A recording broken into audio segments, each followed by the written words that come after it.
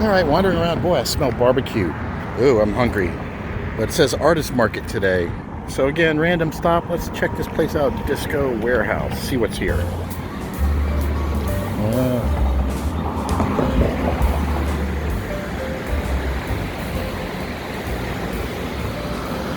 There's some interesting cast iron. Old tractor seats.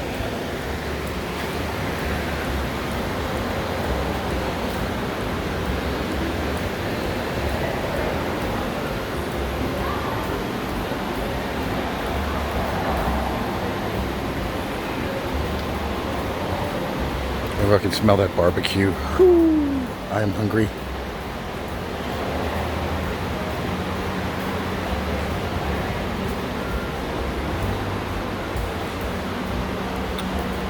Interesting.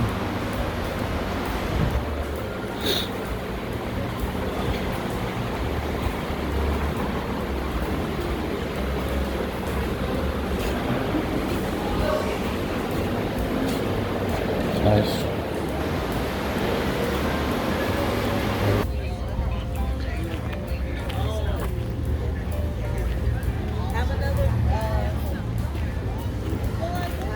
Lots of cool stuff here.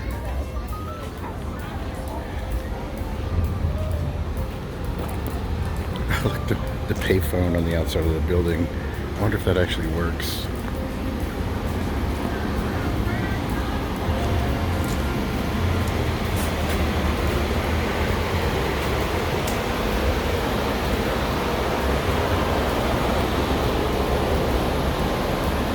It's a beautiful day. It was supposed to be horrible weather, but that changed. Oh, cool workshop in there. Look at that.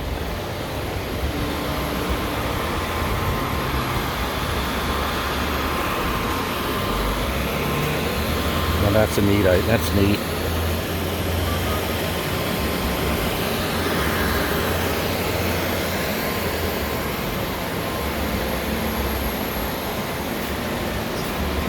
Really beautiful stuff.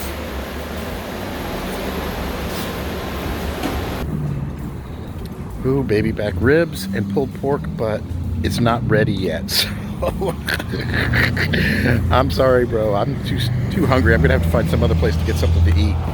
Here's a quintessential New Orleans problem. You're trying to get to a place to eat, and there's a parade up ahead. So I can't go that way. Turning around. And gonna head a little bit further out of the parade route. I'm just too hungry to deal with it. It's the St. Patrick's Day parade, so got to get out of this area where the parade is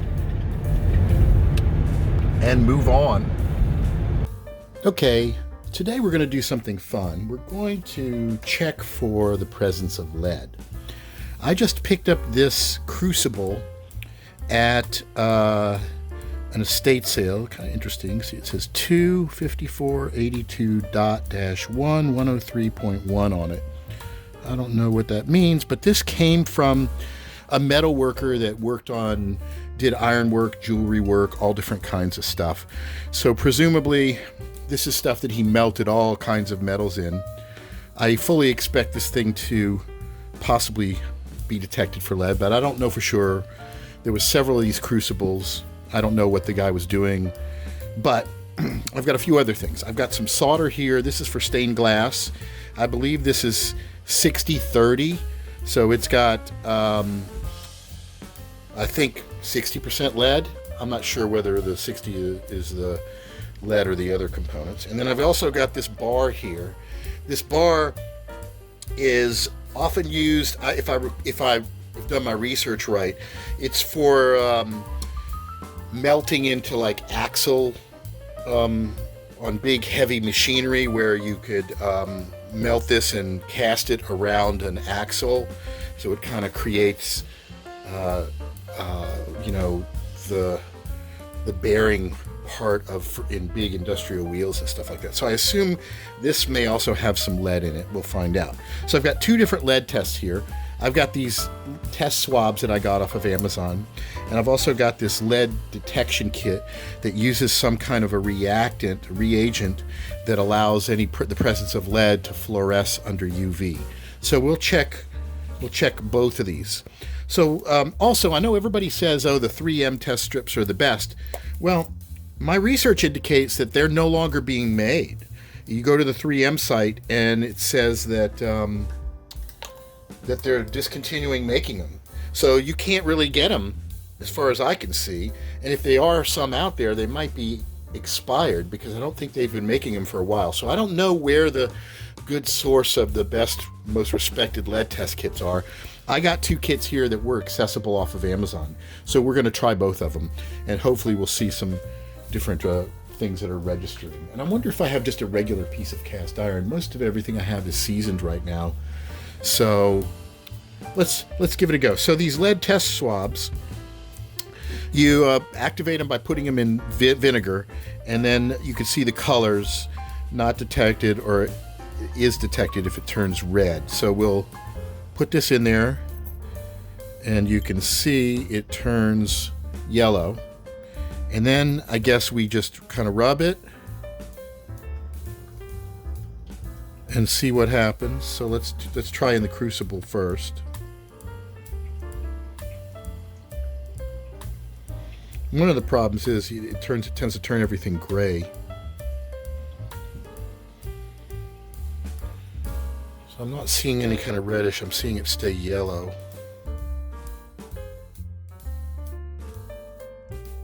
It did not turn red. Maybe it takes a little bit. So we'll set that right here. We'll try another one, and we're going to try it on the solder, which we know has some lead in it. Okay, so there's our yellow. Right, so we'll run this. So, oh yeah, look at that. You can clearly see it turning red.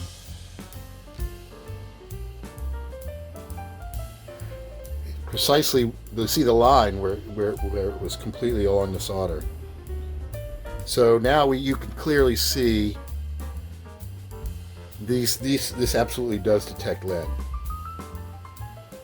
and it's pretty night and day there that this is detecting it in here, right? I wonder if I can use another side of it. So I'm going to use the tip point of this on here and see if it can detect. I don't even know if there's any lead in here, but I wouldn't be surprised if there was.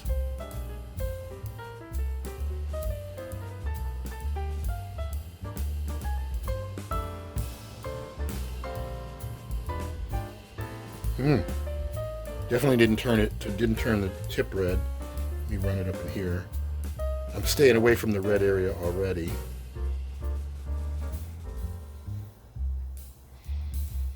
I can't really notice anything. It's a little darker, but it doesn't appear to be redder. Not like that was clearly red from hitting this.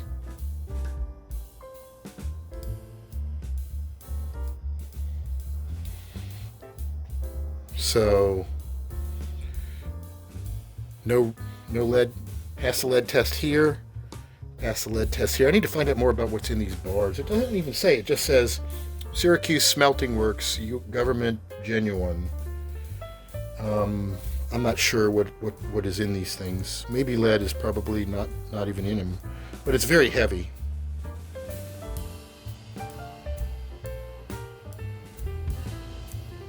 That's not passing. Okay, so let's try this other test and see what we get with that. So maybe these things only detect very high degrees of lead. Again, I don't know because I don't have anything else to test it. So with this, we'll use a spray bottle and a UV light. All right. So we're going to cut overhead light off. And let's try the UV before we do anything. Okay, so you can see nothing fluoresces. I see one little glint right there. Oh, a few little glints, but I think that's just debris. Same thing here. Nothing there. Okay, so now let's spray. First we'll spray the inside of the crucible. Okay. And it's supposed to be instant.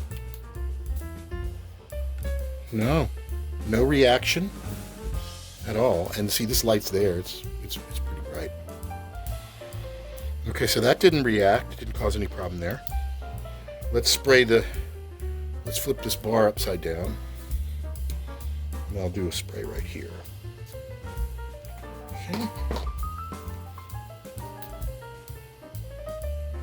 A little right there, but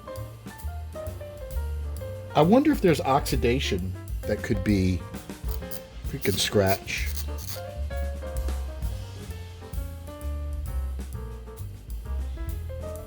Yeah, you can see where the liquid is, and it hasn't created any kind of thing. Okay, let's try it on the actual thing we know is lead. So we'll hit that with the spray.